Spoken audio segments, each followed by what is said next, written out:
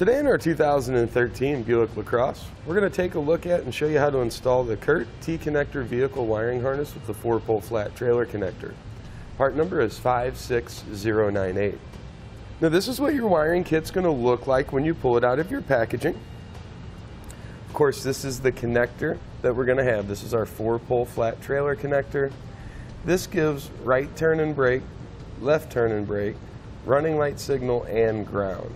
This will allow us to power small trailers, cargo carriers, whatever it is that we might want to have behind our LaCrosse.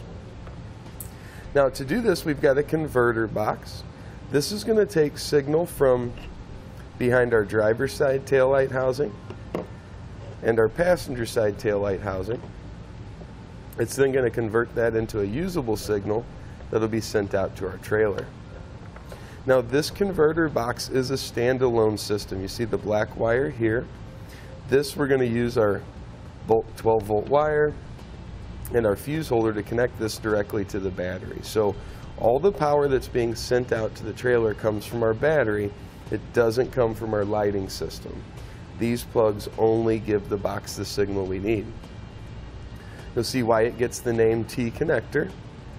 It's going to plug directly in line between your factory plug and the back of the light, and it uses the exact same style connector, so you don't have to do any wiring modification to your vehicle. There's a small ring terminal here that's going to provide ground for the system, and they've provided a small self-tapping screw to get that done. Now they've provided us with a few zip ties here. I recommend having more on hand. This is going to allow us to really secure everything and keep it up and out of the way. Got the ring terminal to make the connection to our battery. They've also provided us with 2 butt connectors. That's what we'll use to connect the fuse holder to our 12-volt wire and our 12-volt wire to our module box. I strongly recommend, since these connections are going to be outside of the vehicle, to change these to a heat shrink style butt connector. This part number is DW05745, and this is just going to give us superior protection from any moisture getting into those connections, causing corrosion, which then causes issue. They provide double-sided foam tape to help get our box mounted up in position, but it's always a good idea to try to reinforce this with some zip ties or get all your wiring up and out of the way. On occasion, if this fails and that module box starts moving around, it can cause damage to it internally. Now another thing that our converter box does is it isolates the trailer from our vehicle. So even if we have a problem with the trailer and there's some kind of short or something, we don't have to worry about that being transferred into the vehicle's wiring. So it helps protect our vehicle from any type of shorts. Now Curt also recommends the use of dielectric grease at our vehicle's connectors on each side, and also a little bit on the 4-pole to prevent corrosion. Now they don't provide it for you, but they do recommend it. We offer this on our website. Part number is 11755. It's a dielectric contact grease. It's just going to prevent that corrosion for you. Now to begin our installation, we want to go into the trunk area. We're going to remove this threshold that goes across. So we'll lift up on our floor covering there. And on each side, we need to pull straight out on the bottom. We've got the tie-down hooks here. You want those to be pretty much flat, sticking straight out. Pull out on both sides, and then we can lift straight up. You can see we've released the 4 tabs on the front and the 4 locking tabs there on the top. I'll set this aside so we can put it back in later. Now with that out of the way, you just want to pull in on the carpet lining there. And once that's pulled back, we'll see the plastic wing nuts that hold the housings in place. We've got 1, 2, and right over here on the back side, we've got a 3rd. We want to get these removed. Now once those 3 are out, we'll want to go from that one that was in the middle here just forward a little bit more. It's kind of hard to see, but there's one more all the way up in there. Now we should just be able to pull outward on our assembly here, and we'll find our connector right there. We'll press down on this locking tab and then pull to separate. You can see those are going to match exactly what we've got on our harness. Now we're going to head to the passenger side and repeat that exact same process there. Now I'm going to use a piece of airline tubing. You could also use like a stiffer piece of wire, a coat hanger. And we just want to run this down between the body and the rear fascia. You'll see some daylight down there. Just run it down that way, and that's what we can use to pull our harness up. Just like that. So let's take one side of that T connector off to the wire or tubing, whatever you decided to use.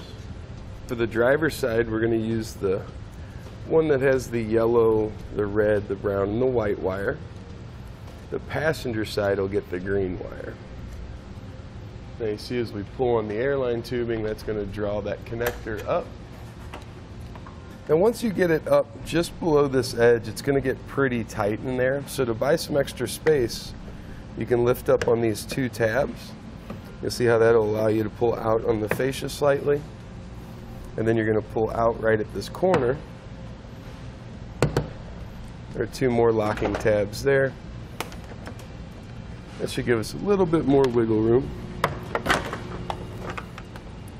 Then for these, it's just pushing back in, you'll hear the clip, and same here.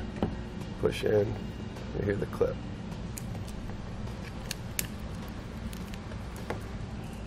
We've got our dielectric grease. We can get that connected. Now as you slide it together, you'll hear a little click. Once you hear that click, you want to be sure that you can't pull it back apart. And our ring terminal also comes up with that plug. We've got a good area right in here where we can get that secured. That'll be down and out of the way. We're going to use a 1/4-inch bit driver and get our hole started. Back that out slightly. Put our ring terminal on and secure it down. Now that should be secure enough so you can't move that ring terminal around. And we'll do a little bit more dielectric grease on this side of the connector, and we'll put our taillight housing back in. Just like this connector, you want to hear that little click, and then give it a pull to make sure it's not going to come undone. We'll just line up each of the studs with the appropriate holes and put it in position. Now we'll re-secure it at each of the 4 locations inside. Just push the carpeting back in position, and it'll bring this weather strip edge around it. That's what holds it in place. Now we're going to extend our green wire out. Our black wire, this is the one we're connecting that 12-volt bulk wire to. Let's get that done now before we get it up in position. We'll just strip back our wire, both on the box side and the one that we're going to run up front. Heat shrink butt connector goes on, and we'll crimp it down. Crimp it to the black wire coming out of the converter box. Now we'll use a heat source to get these shrink down. You can use a mini torch, you can use a heat gun or a lighter. Just don't want to overheat them. You don't want to melt the plastic or anything. You just want it to shrink down like you see. Then once it's shrank down all the way, it'll look like the wire gets bigger, almost like it magnifies. There's going to be a little bit of that clear gel that comes out of the end of it there. It's going to indicate you've got that one done properly. Do the same thing for the other side. Now on the back of our converter box here, we're going to clean that up with some rubbing alcohol. And then just above this outer hanger for the exhaust, there's going to be the metal bumper beam. Now on this right side, there's a hole in it. You'll see kind of over on that end, it looks like a keyhole slot and a larger hole. I'm going to clean that area off. I'm going to use a zip tie as well as the foam tape to get it held in position here. We'll put our foam tape on the box. Pull our double stick tape off. Put our box in position and bring our zip tie around it just to give us a little bit of reassurance it's not going to come off there and move around. You see, nice and secure. Just trim off that excess zip tie. Now we'll run our 4-pole wire as well as our green T connector wire over toward the passenger side. As we come across where you see these push pin fasteners, there are some brackets that come down. We're going to go in and behind those. That'll keep our wire from hanging down or anything like that. But there's also a hole right in the middle of it, so we can put a zip tie in there for extra security. Now at this point, you want to decide how much of this you're going to need out of the back of the vehicle to make the connection with your trailer. It should be good there where we've got it. I like to use the dust cover to hold this up. It's going to kind of help keep it from bouncing down the road behind you or anything like that. And whatever excess we have that you're not going to use, we can zip tie it right off to that same bracket that we did earlier. Now we'll just continue running our green wire across. And then this is going to turn and go right up, just like we did on the driver's side there.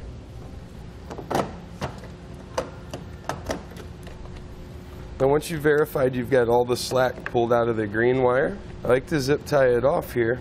That way we won't have to worry about it ever hanging down below the vehicle. We ran pretty close there over the top side of the exhaust, so we wouldn't want any slack going down where it might make contact with that. But just like we did on the driver's side, we'll get our terminals greased up, put together, and the housing back in place. Now it's time to get our threshold put back in position. We'll line up the tabs across the front. We'll bring our hooks through the slots. And we'll get those clips back in as well. Now around the back edge here, this weather stripping goes over top of that threshold. Now we'll run our power wire forward. You want to go back around that heat shield to protect it from the exhaust. Once you get in the front side here, you're going to find a brake line right up on the frame there.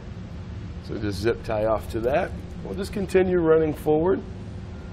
The big key things to avoid are going to be moving parts, sharp edges, or anything else really that might damage our wire.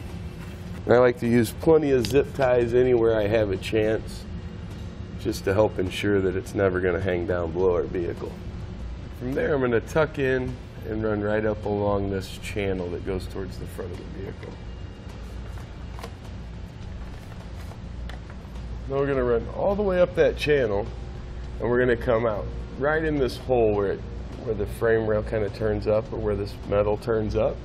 That'll give us a straight shot right up to our battery, so we should be in good shape. The battery here is going to be on the front left corner. Just going to take our wire, just put enough of it up there so we can find it from the top. And we'll go up top and pull it on through. You just want to be sure that you get all of this slack out. You don't want this hanging down below the car. All right, now once we've got that up through, like we said, pull up any slack that you might have down below, and then get it anchored off.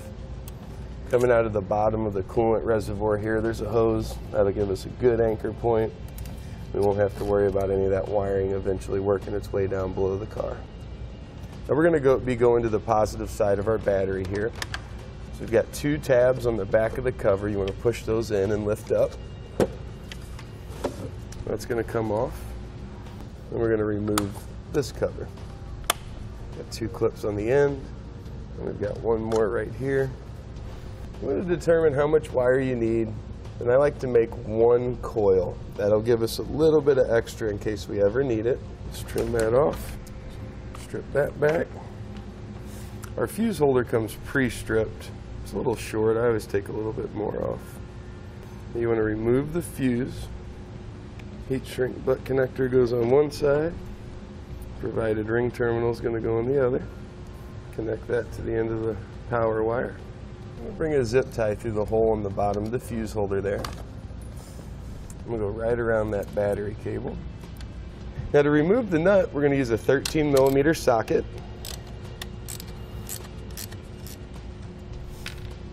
And we can thread our nut back on.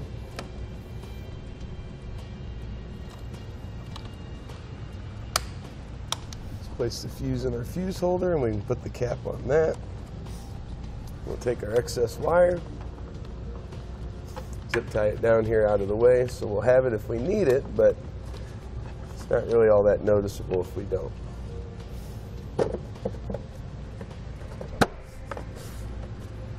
Now we're going to test out the wiring using part number I26 here. Just plug it in, and as we go through the lights, you should see them correspond. We'll start by turning on our running lights, our left blinker, our right blinker, and finally our brakes. With everything working properly, that's going to complete our installation of the Curt T-connector vehicle wiring harness with the 4-pole flat trailer connector. Part number is 56098 on our 2013 Buick LaCrosse. Thanks for watching. Click the link in our description below to shop, learn more, or visit us at etrailer.com. And leave us a comment if you have any questions.